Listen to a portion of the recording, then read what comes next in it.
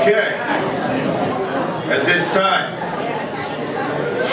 I'd like to ask Mr. Nick Miglianico, presenter, and Mr. Shawn Hetherman. Please step forward to be inducted.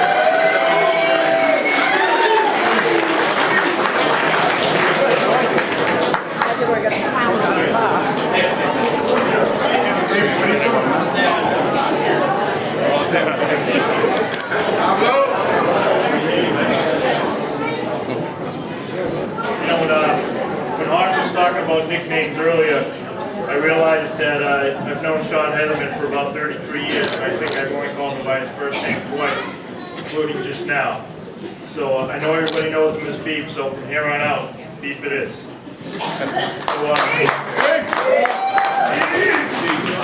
Just about a year ago, I submitted Beef's name to the Hall of Fame committee and asked them to consider him as this year's inductee as a contributor. I nominated him because I knew how much he has done for Bartlett sport teams over the last 38 years and thought he was deserving of the honor. By definition, a contributor is someone who goes beyond the norm in terms of time given. It's somebody who displays a passionate interest toward a cause, and it's someone who expresses a strong desire to bring about a quality result in an organization. When it comes to Bartlett athletics, Shawn Hetherman is somebody who without a doubt reflects that definition. He started high school at Bartlett in 1977. He played JV and varsity baseball. Although he had the desire to play other sports, he was limited due to a medical condition and unable to play anything other than baseball. So at that time in his life, he turned something negative into a positive and focused his energy on other ways to be involved with various teams. Throughout his 4 years of high school, he became the manager for the football and basketball teams and started to do some athletic training. In 1983, he started working with all the Bartlett teams as a trainer, and he worked consistently in that position for the next 21 years. Although his official title was athletic trainer, he was much more than that to the athletes and coaches he worked with. He would do whatever they asked of him to help out, whether it was coming in early or staying late to take care of a player, or traveling hours away to scout a potential opponent for the coaching staff. He did a little bit of everything and never said no to anything or anybody. About 25 years ago, one of the local papers wrote an article on Beef, which was titled, "Seasons Change, But He Remains." The article described Beef's commitment to Bartlett athletics, and it described the day in the life of Shawn Hetherman at the time. It talked about how he would work his day job from 7 to 3 every day, and then go to Bartlett for practices or games, and how after that he would go coach Pop Warner football or Little League baseball. An excerpt from that article stated the following: "Whether it's rain or shine, warm or cold, the familiar face of Shawn Hetherman can always be found on a Bartlett High School athletic field." Yeah.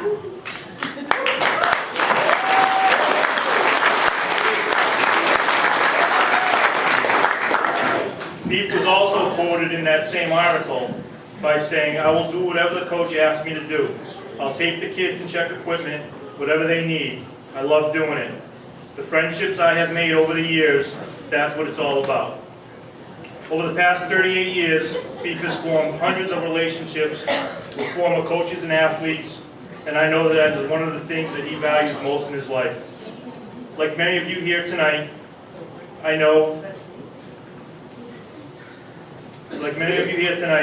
am one of those players that was fortunate enough to form a lifelong friendship with him, and that is something that I will always be thankful for and always treasure. The few minutes I have here tonight is simply not enough to talk about all the positive things he has done for so many people over the years, or about all of the outstanding qualities he has. When I was preparing this introduction and thinking about what to say, I said to myself, maybe I'll just get up there and tell a couple stories. Then I thought that won't work, because some would be too long, some would be too short, some would be too embarrassing, and some would definitely not be appropriate for this forum. So to keep it simple and within time parameters, I asked myself, what's the first thing that comes to mind when I think of Beef?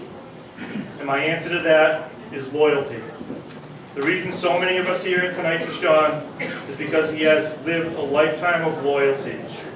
He has always had an unconditional love and loyalty to his family. He has always been supportive and loyal to his friends.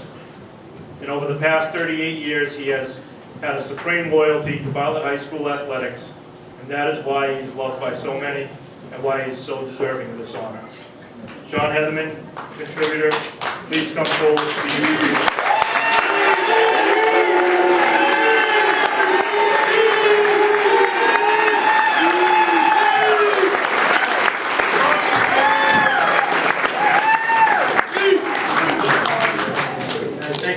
Thank you.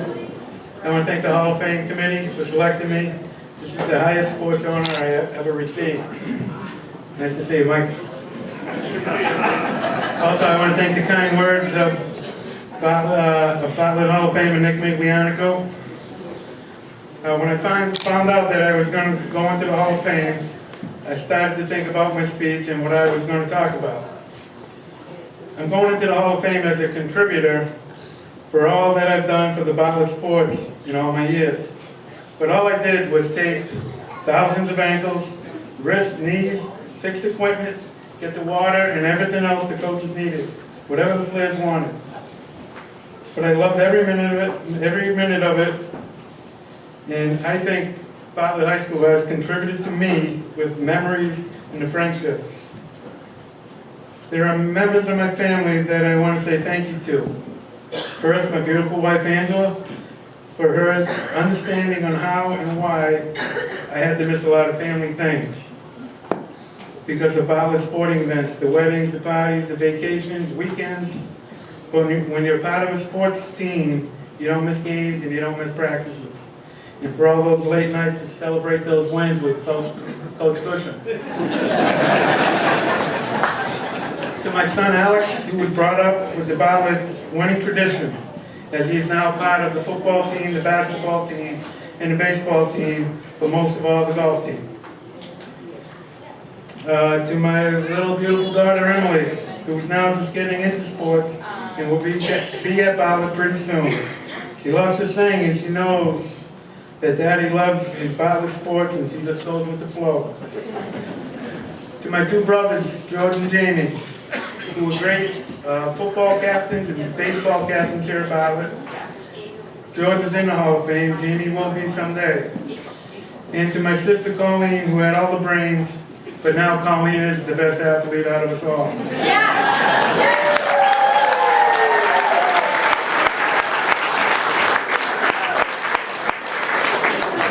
So, to my brothers, they were the athletes, Colleen had the brains, and all I got were the good looks. There are some people who have passed away over my years at Bartlett. And first of all is my parents, who I miss dearly. They were big fans of Bartlett sports. You would see them at all the games. Even though I was just a trainer, a manager, whatever I did, they would come. They didn't have to come. They sat there in the cold weather, driving all the way to Quabog, North Brookfield back in the day, just to come because they loved the sports at Bartlett. The first football coach I ever worked for, we said his name a couple times tonight, Jim Healy, Don Ferrari, Bob Daigle. He was a coach, but he was a family friend. I still tell stories to my son Alex about him. He was a good man, and I miss him so much. Another person, Ron Springer, passed away. Funniest coach. You put him and Ronnie Donis and Larry Norton together. Look out. To Bob Paranto, the most intense coach of all time that I had to work for. He was a winner. Tony, you learn from the best. Also, Jim Murphy. This one's a tough one for me right now. During my high school years, I met a kid. His name was Kenny Donis. We both had the same interests, and we had something in common. I had the brittle bones and the loose joints. Like Nicky said, no contact sports for me. Kenny, he had a bad heart, and he went through some open heart surgeries, so no sports for him either. So we became managers of the football and basketball team. We both loved so much, the sport so much, we got lucky when Bartlett hired an athletic trainer in Mr. John Daniel. He took me and Kenny under his wing and taught us the CPR, the first aid, taping of the ankles, the wrists, and much more about athletic injuries.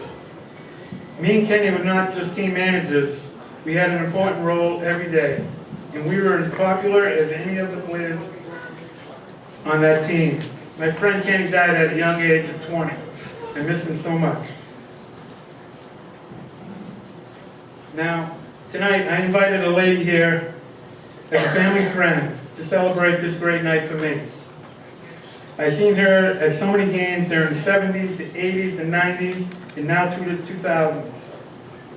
She has probably seen more games than I have, and she has 3 more years to go with her grandson.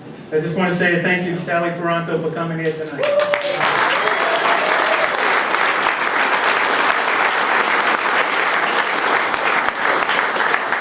Also, I want to thank my 3 high school friends for coming tonight. Jan Piaski, right here, sat with me. My best friend since kindergarten. We've been through it all. Jan was always there for me, and even now, he spent time in the Boston Children's Hospital with my son when Alex had his open heart surgery. Jan, I'll never forget all that. And my buddy Jim Pavlaki, sitting down there. You can always count on Jimmy Pablo to turn a negative into a positive. I remember coming out of a basketball game when I was in high school, and I slipped in the snow, and I dislocated my kneecap. It was snowing, the whole team was there. Pablo got on his hands and knees and sat with me until the ambulance came. He sat with me in the hospital, and then he spent the night in the hospital with me. And after all that, but even now, it's always a good time when you hang out with Pablo. Hello. This is something, not too many people know this, but my wife does, and Alex has been asking me all day about this. How I got the nickname Beef. Everybody knows. Remember, I told you the 3 high school friends that came here. They came from my good friend Jay Kunkel, way back in the day. I thank all 3 of you guys for being here. And now a thank you to Ed Kunkel and Mr. Don Cushing for giving me the chance to work in the sports program at Bartlett.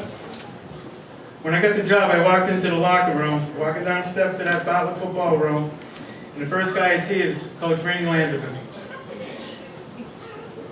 He said to me, if I don't like it, you're not getting the job. So we can't have a bad tape job and risk an injury to our athletes. So I was nervous. He says, I'll get someone for you to take. So he comes in, and the best athlete at Bartlett at the time. He comes in, he says, you're going to get your ankles taped by this guy. So I tape him up. Rainey says to the player, how do they feel? They feel real good. I'm ready to go to practice. Rainey says, you're hired. You got the job. We all know this guy is a Hall of Famer. The first ankle I ever taped to get paid for was Gino Manti.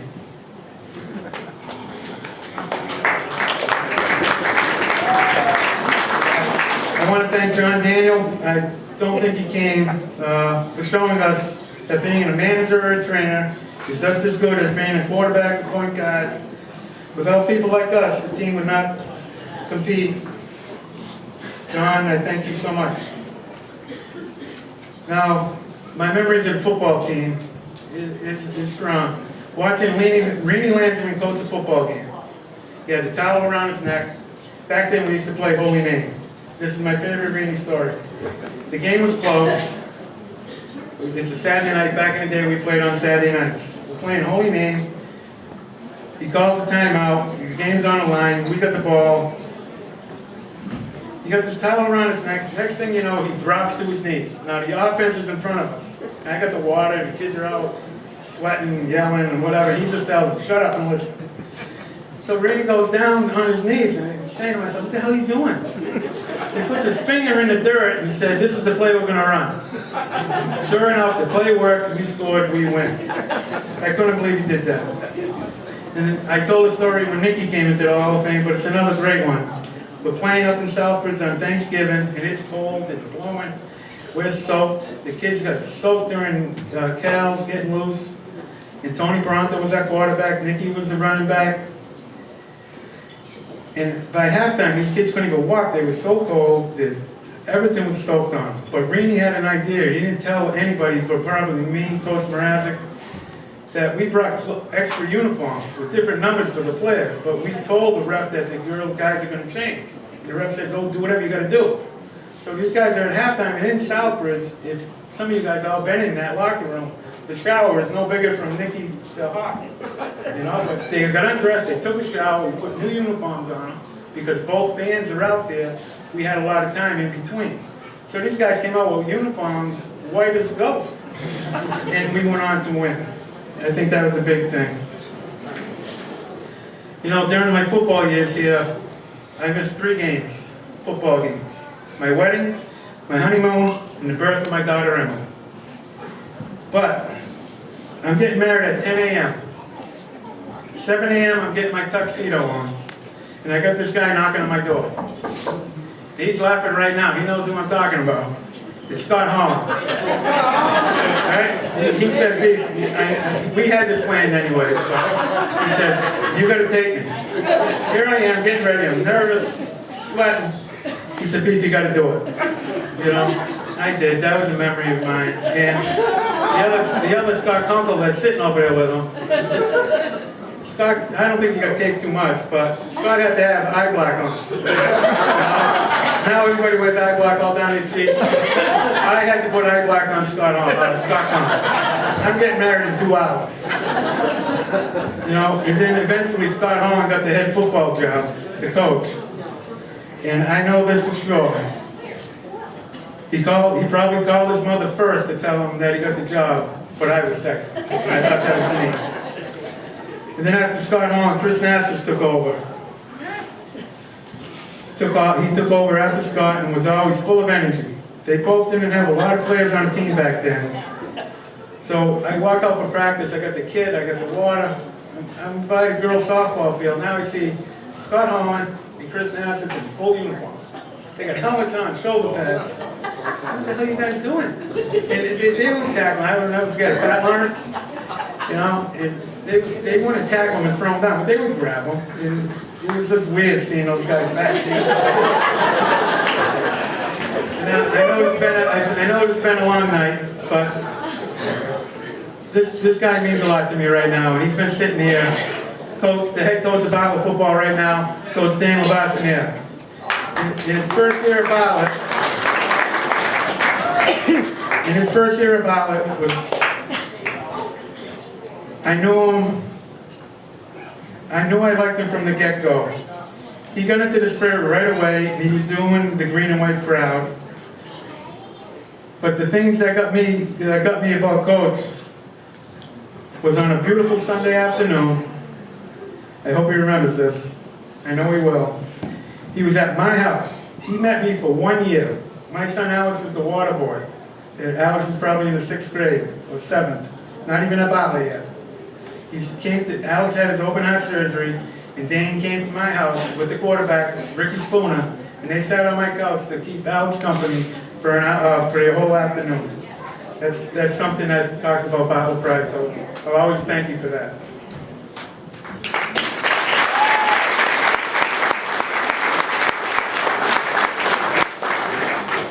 On more football, I always had the best seat. And some of you guys remember these players, and I'm going to say a lot of names right now. But I had the best view. Seeing a John LaMontagne run with a football was awesome. A Todd Duskowski, amazing. Shawn Armbruster. Tony Toronto playing football quarterback. He was like Doug Flutie, nobody could catch him. Nicky, awesome. Jason Miglianico catching that winning touchdown in overtime against Southbridge. A Lance Benbeck at quarterback, the toughness of a Tommy Miller, the smart play of a Ricky Spooner, the power running of a Rich Beckwith, the hands of Dave Chaplowski and Matt Teagas in that offensive line in our first Super Bowl. Speaking of Super Bowls, we went to 3 of them. And I could be wrong in this. I think Coach Mrazek will help me out here. But there's only 2 people that were on staff for all 3, me and Coach Mrazek. I hope I'm right on that one.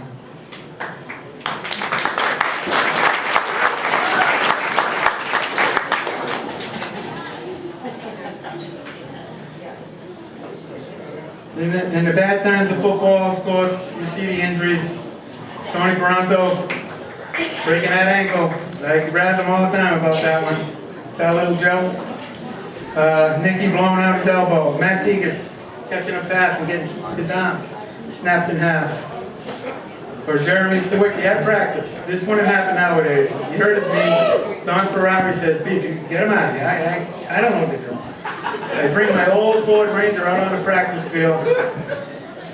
We load him in the back of my truck, and we take him all the way from Bartlett football, all the way down 395 in the back of my truck, me and him.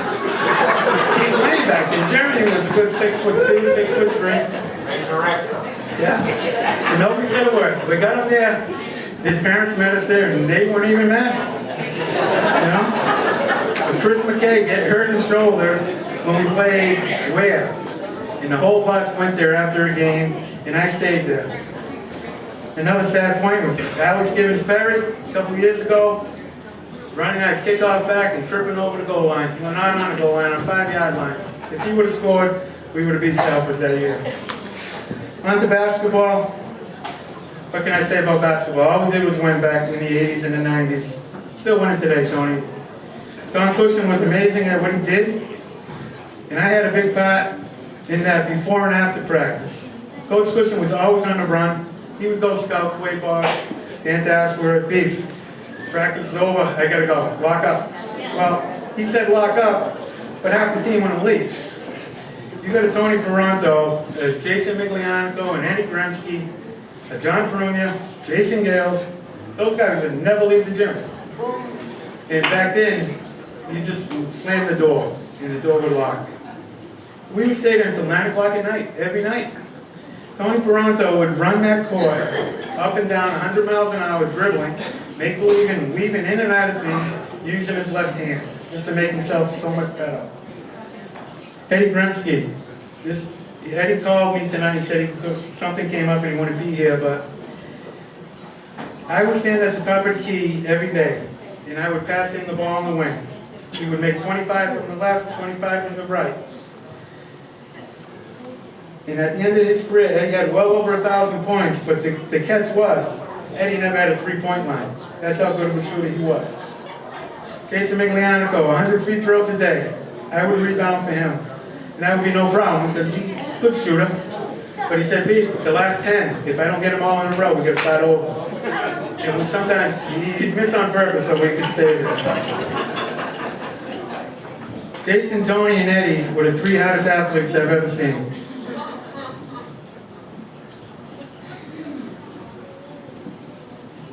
A couple more basketball things. The best shot I've ever seen in Bartlett basketball, I've been telling Alex this for years. Coach Cushing will agree at that. The shot that Bobby Beanie made at the Centrum for us to beat Westboro, and that ball just kept going around and around. If anybody remembers Jim Murphy, he's about, looks like me, a little chubbier. Oh yeah, and it's on film from Kurt Roma. Me and Murphy, we jumped maybe 2 feet in the air. We couldn't get up any higher. We were so happy.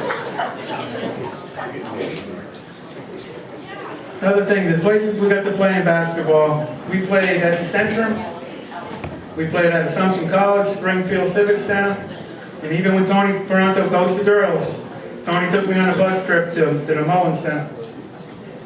My friendships never end there. The coaches I worked for, I hope I don't forget anyone, but remember these names: Larry Norton of Ron Donays, Ronnie Springer, John Marazza, yes, Michael Hackinson didn't coach football, Bob Daigle, Chris McKay, Doug McKay,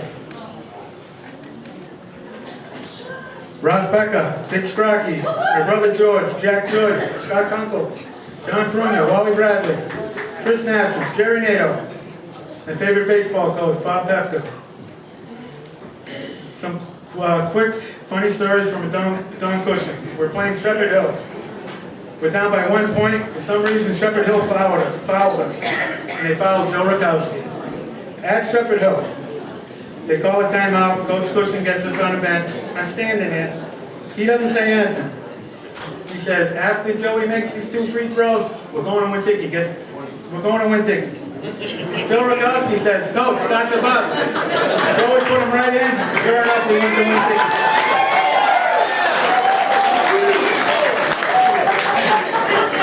There are many more memories. I could stand up here all night and say what I love, why I love working at Bartlett.